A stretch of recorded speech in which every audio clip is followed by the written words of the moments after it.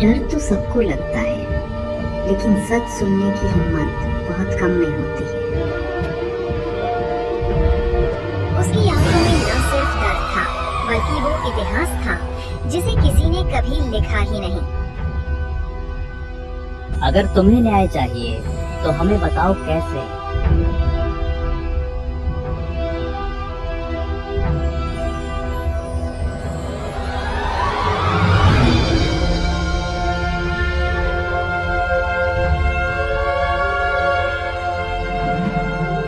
न्याय जब मिलेगा, जब वो सच्चाई उजागर होगी जो इन दीवारों के भीतर जमी है। इस दरवाजे के पीछे है मेरा सच और मेरा न्याय। बहुत साल पहले हवेली में रहती थी रुक्मिणी देवी, सुंदर, शिक्षित और धार्मिक, और उनकी जिंदगी के आंगन में जल्द ही अंधेरा उतरने वाला था।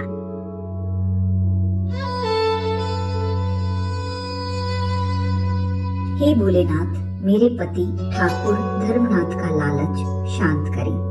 धन से पहले धर्म का मार्ग दिखाइए। धर्मनाथ हवेली और जमीन बेचकर शहर भाग जाना चाहता था। रुक्मिणी ने विरोध किया और यही उसकी गलती बन गई। हवेली हमारे पूर्वजों की पहचान है ठाकुर साहब, इसे बेचना पाप होगा। औरत होकर मुझे सिखा रही हो? जब मैं चाहूंगा ये हवेली बिक जाएगी।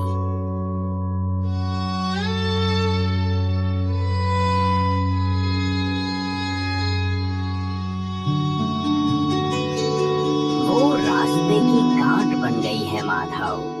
कल सुबह से पहले इसे हटाना होगा।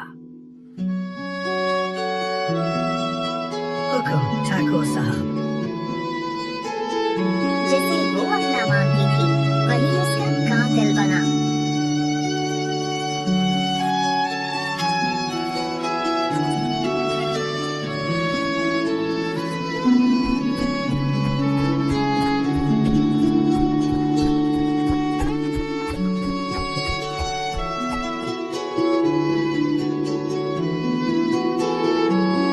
धर्मनाथ, मैंने कुछ नहीं मांगा था, पर अब मैं लौटूंगी तुम्हारे धोखे का जवाब देने।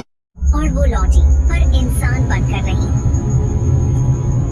जिसकी आस्था का अपमान हुआ, जिसकी सच्चाई को झूठ कहा गया, वो आत्मा भटकती रही इंसाफ की तलाश में। जब तक सच्चाई सामने नहीं आएगी, मैं चैन से नहीं सोऊंगी।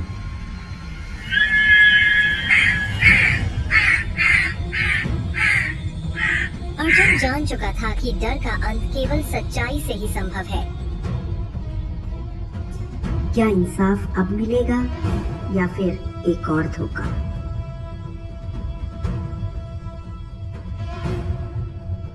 नहीं देवी, हम जानते हैं आपके साथ क्या हुआ था। हम आपकी सच्चाई पूरे गांव को बताएंगे। सबको पता चलना चाहिए कि आप चुड़ैल नहीं हैं।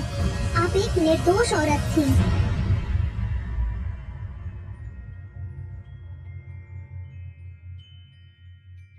अगर तुम मेरे सत्य को उजागर करोगे, मेरा शाप टूट जाएगा। सदियों से जो हवेली मेरी कैद थी, वो मुक्त हो जाएगी। वो पहली बार थी जब रुक्मिणी की आवाज में डर नहीं, बल्कि उम्मीद थी। हम वादा करते हैं, सुबह होते ही गांव वालों के सामने आपकी सच्चाई रखेंगे। कभी कोई इस हवेली को श्राप नहीं कहेगा। ये आपकी इज्जत कहलाएगी। सत्य की लौ बुझने मत देना।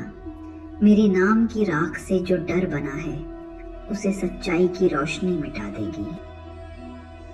और उस रात हवेली का अंधेरा सैकड़ों साल बाद पहली बार उजाले से भर गया। धन्यवाद, अब मैं शांत हूँ।